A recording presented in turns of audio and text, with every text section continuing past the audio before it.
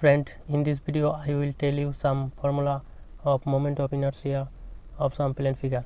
Plane figure means rectangle, square, circle, semicircle, hemisphere, etc. This formula is very important for solve any problem on composite section. So first figure is rectangle. This is a rectangle whose width is b and depth d, and G is the location of centroid of this rectangle, and XX and YY is the centroidal axis of this rectangle. Okay, so we need to determine the moment of inertia of this rectangle about XX and YY axis. So for this rectangle, the moment of inertia about XX axis, that is denoted by Ixx, will be equal to b d cube by 12, and moment of inertia about YY axis, that is denoted by Iyy, will be equal to db cube by 12. Okay, so next figure is a square. This is a square. Okay. So for square, Ixx and Iyy will be equal to b to the power 4 by 12. Okay, because here b and d is equal. This is a hollow rectangle whose outer width b and outer depth d, and inner width b and outer depth d.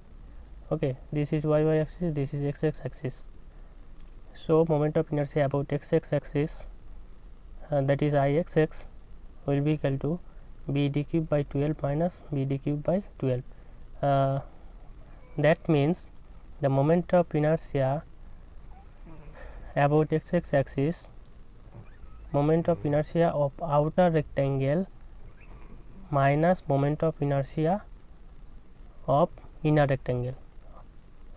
Okay, about XX axis, and Iyy will be same, that is moment of inertia about YY axis of outer rectangle minus moment of inertia of inner rectangle about YY axis. That is, the moment of inertia of outer rectangle about YY axis is db cube by 12, and moment of inertia of inner rectangle about YY axis is db cube by 12. So formula will be db cube by 12 minus db cube by 12. Okay, this is the formula for hollow rectangle. Our next figure is triangle. This is a triangle whose height is h and base b, and G is the location of centroid of this triangle, and we know that the height or distance between centroid and base is h by 3. So this is the centroidal axis. So here for a triangle, the formula will be the moment of inertia of this triangle about XX axis will be equal to b h cube by 36.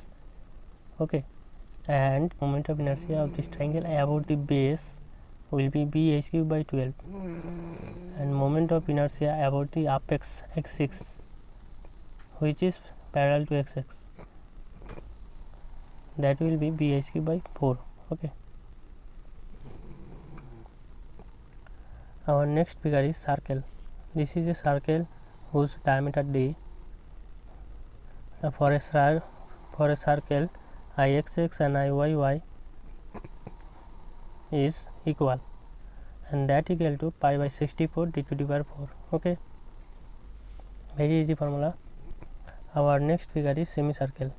This is a semicircle whose radius is r, and location of centroid is look like here, and distance between centroid and base is 4r by 3 pi. So for a semicircle, Ixx will be 0.11 r to the power 4, where r is the radius of the semicircle, and Iyy will be pi by 8 r to the power 4, or pi by 128 d to the power 4. When we write here radius, then the formula will be pi by 8, r to the power 4. If we write in place of if we write diameter in place of radius, then the formula will be this: pi by 128 d to the power 4. Okay, this is a formula. Our next figure is quarter circle. This is a quarter circle and whose radius is r, and location of centroid is here, and distance between centroid and x-axis and distance between centroid both the x-axis and y axis is 4r by 3 pi. 4r by 3 pi. Okay, for this quarter circle, ix and iyy both will be equal to 0.11 by 2 r to the power 4. Our next formula is formula of parallel axis theorem. Friend, this is very important formula. This is the called parallel axis theorem. The formula is Iaa equal to Ig plus Ah square. That is, this is a in any figure, and if we need to determine this, we need to determine the moment of inertia of this figure about an axis which is not centroidal, then we need to use this formula. The formula is Iaa equal to Ig plus Ah square, where Ig is the moment of inertia of this figure about centroidal axis which is parallel to Aa, and A is the area of this figure, and H is the distance between the two axes, that is Aa and y axis. In next video I will explain you the parallel axis theorem. Formula of perpendicular axis theorem. This is your most important formula. This is a figure and this is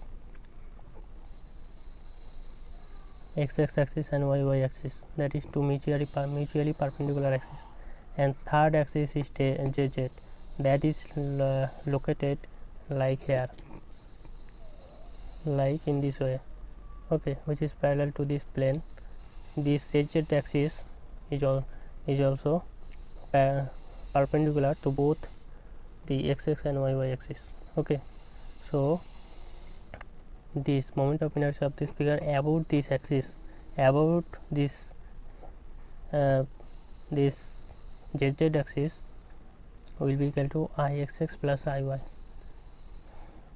that is moment of inertia about this, about x-axis, and moment of inertia about y axis will be moment of inertia about zz axis. Okay, this 9 formula is very important formula. This formula is always used to solve any composite any problem on composite section.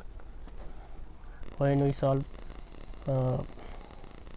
do solve any question, mathematical problem, then you will